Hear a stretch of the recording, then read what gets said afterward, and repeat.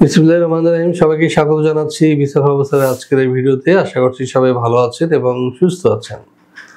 দর্শক, আজকে আমরা যে দেশটি নিয়ে আলোচনা করব সেটি হচ্ছে যে ইউরোপের নন সেনজেন দেশ সার্বিয়া নিয়ে। হ্যাঁ দর্শক, আপনারা অনেকে সার্বিয়া গিয়েছেন ইতিমধ্যে এবং ভালো আছেন। আমরা যাদের ফাইল পেয়েছি এদের মধ্যে প্রায় অর্ধেক আমরা অনলাইন করে ফেলেছি, কিছু বাকি আছে, সেগুলো আমরা ওয়ার্ক পারমিটের অপেক্ষায় রয়েছি এবং 2024 সালের যেহেতু কোটা শেষ হয়ে গিয়েছে, তারা 2025 সালের কোটা নিয়ে যাবেন সার্বিয়ায়। দর্শক, সার্বিয়ার যে শূন্য কর্মসংস্থান রয়েছে, জনশক্তির অভাব রয়েছে, সেটি পূরণ করতে বাংলাদেশিরা সেখানে যাচ্ছেন।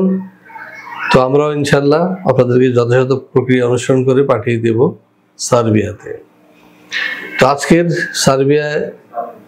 তো আজকের এই আলোচনা আমরা সার্বিয়া নিয়ে বিস্তারিত তথ্য তুলে ধরবো। আশা করি সাথেই থাকবেন।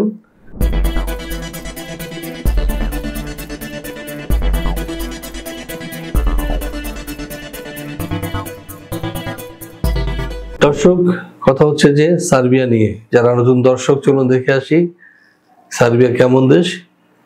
চলুন একটি প্রতিবেদন দেখে আসি। দক্ষিণ পূর্ব ইউরোপের একটি স্থলবেষ্টিত দেশ সার্বিয়া।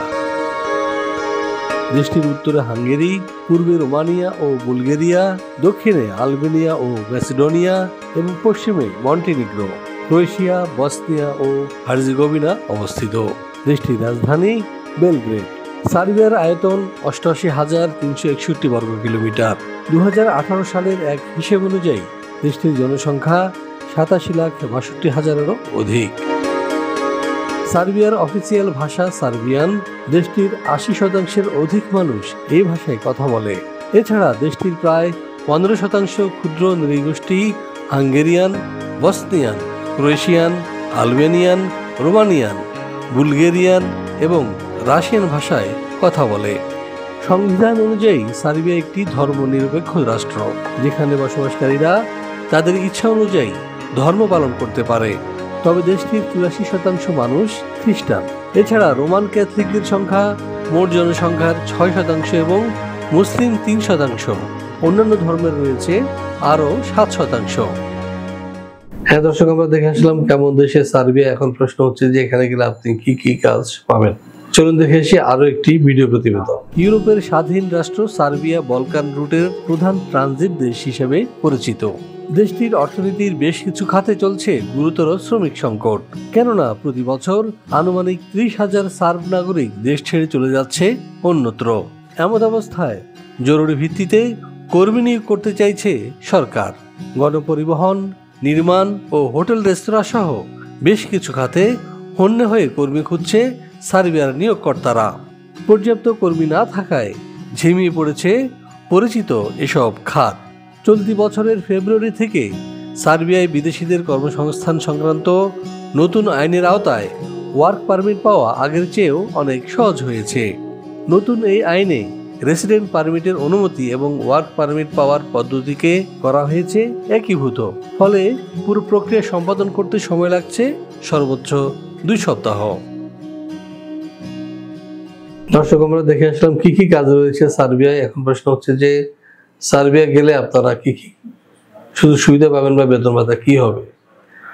যদিও সার্বিয়া চায় স্কিল্ড ওয়ার্কার, কিন্তু বাংলাদেশের যে অভিজ্ঞতা বা বাংলাদেশিরা যতটা দক্ষ নয়, তারা ট্রেনিং এর ব্যবস্থা করবে এবং ট্রেনিং করার পরে আপনি 6 মাস 1 বছর কাজ করলে কিন্তু আপনি সেখানে সেই কোম্পানি অথবা অন্য কোম্পানিতে ভালো বেতনে চাকরি পাবেন ইনশাল্লাহ। আর ইউরোপের যে শ্রম আইন সে অনুযায়ী আপনি প্রতি 11 মাস অন্তর ইনক্রিমেন্ট পাবেন এবং আপনার বেতন বাড়তেই থাকবে। এবং 3 থেকে 5 বছর যদি আপনি কন্টিনিউ করেন, সেখানে নাগরিকত্ব পাবেন, কাগজ পাবেন।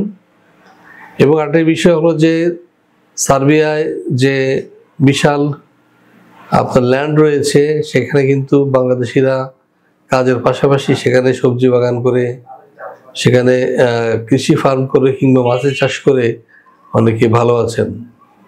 একটা সময় আসবে যে তখন আপনার কিন্তু আর চাকরি করতে হবে না, আপনি এই কৃষিকাজ করেই কিন্তু বা একটা ফার্ম গড়ে তোলে বা একটা গরু মুরগি ইত্যাদি খামার গড়ে তোলে কিন্তু আপনি আপনার ভবিষ্যৎ উজ্জ্বল করতে পারেন।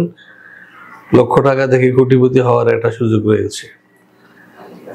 বিশ্বের বিভিন্ন দেশের যে মানুষ রয়েছে, বিশেষ করে ইউরোপিয়ান এরা কিন্তু অনেকে পরিশ্রম করতে চায় না, বিশেষ করে কৃষিক্ষেত্রে তারা পিছিয়ে রয়েছে এবং জানেও না কিভাবে কৃষিকাজ করতে হয়। কিন্তু বাংলাদেশের মানুষ সেটি খুব ভালোভাবে জানে, এমন কোনো মানুষ নেই যে কিন্তু আসলে কৃষিকাজ জানে না। সুতরাং আপনারা এ বিষয়ে প্রস্তুতি নিয়ে যাবেন, যাওয়ার সময় একেবারে 2-4-5 রকমের বীজ নিয়ে যাবেন এবং আপনি 5 দিন কাজ করবেন, 2 দিন ছুটি পাবেন। আপনাকে যেখানে রাখবে তার আশেপাশে অনেক ল্যান্ড রয়েছে, সেখানে আপনারা এই বীজ ছিটিয়ে কাল্টিভেশন করে কিন্তু আপনি বাড়তি আয়ের ব্যবস্থা করতে পারবেন, যেটা কিন্তু অনেকেই করছে, আমরা বিভিন্ন ভিডিওতে এটা দেখতে পাচ্ছি। তো দর্শক, আশা করি এ বিষয়ে আরো বিস্তারিত জানবেন। পাশে দেন নাম্বারে ফোন দিন, চলে আসুন আমাদের অফিসে। আমাদের অফিস খোলা থাকে শনি থেকে বৃহস্পতিবার সকাল 10টা থেকে 6টা পর্যন্ত, এবং যারা আমার সাথে দেখা করতে চান আমাদের অবশ্যই আপনাদেরকে আসতে হবে সকাল 10টা থেকে দুপুর 2টার মধ্যে, এবং সাধারণত আমরা এই টাইমেই ফাইল জমা নিয়ে থাকি। তো দর্শক, আশা করি বুঝতে পেরেছেন। ভিসা প্রফেসরের ঠিকানা হাউস 67 রোড 5 বেরুলবাড্ডা ডিআইটি প্রজেক্ট, ঢাকা। ওয়েবসাইটে আপনি যদি লেখেন ওয়েবসাইটে www.visaprofessor.org ভিজিট করে আমাদের সম্পর্কে বিস্তারিত তথ্য জানতে পারবেন। এছাড়াও গুগলে যদি আপনি ভিসা প্রফেসর লেখেন তাহলেও কিন্তু আপনি আমাদের ঠিকানা, ফোন নাম্বার এবং গুগল ম্যাপ পেয়ে যাবেন, এবং এটি ধরে আপনারা চলে আসতে পারবেন এখানে। তো দর্শক, আশা করি বুঝতে পেরেছেন। আপনাদের সবার সুস্বাস্থ্য এবং দীর্ঘায়ু কামনা করে শেষ করবো আজকের এই ভিডিও।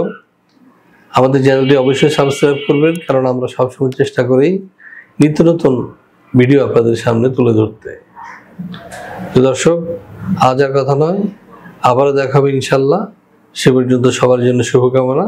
আল্লাহ হাফেজ।